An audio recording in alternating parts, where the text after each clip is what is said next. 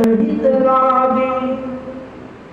बाबा भोलेनाथ से माता पार्वती ने यही प्रश्न किया था कि आप ये जो गंगा की धारा,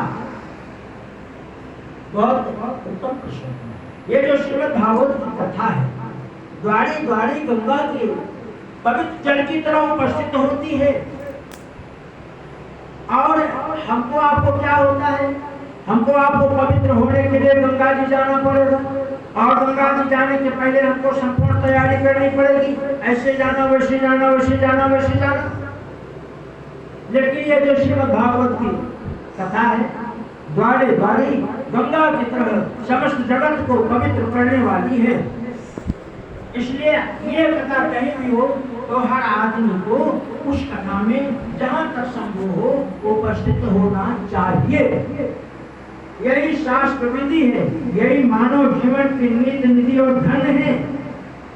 और बाकी संसार के काम कभी संपन्न नहीं होते। 15,000-20,000 रुपया खर्च करके लोग अपने घर में रामायण बैठाते हैं घर को पवित्र करने के लिए। और बेटे बेटी क्या बोलते हैं, मम्मी मम्मी मेरी नींद खराब होगी, मैं तो तीसरे मंजिल पे चली जाऊं। धन्य हो विधाता, घर में ही भगवान का कीर्तन, घर में ही। पर घर के बच्चे कह रहे मम्मी मैं तो छत पर चले जाऊं, मेरी नींद खराब होगी। अरे जगत वालों, रोज सो ही तो रहे हो, जरा जीवन के जोड़ को लगाओ ना कि कितने दिन सो लिए। आधा रात्रि है और आधा दिन है, तो जीवन का 1/2 भाग तो पूरा हो ही गया। और दिन में भी सो लेते हैं, तो अर्थात जीवन के 4 भाग में 3 भाग ने आपने सो करके बिता दिया, 1 भाग आपके सामने आया।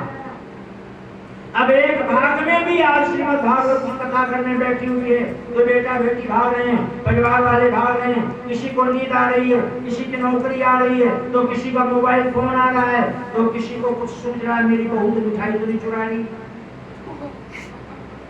हम घर छोड़ करके चले आ रहे, पूरा घर छान तो नहीं रही है। धन्यवाद।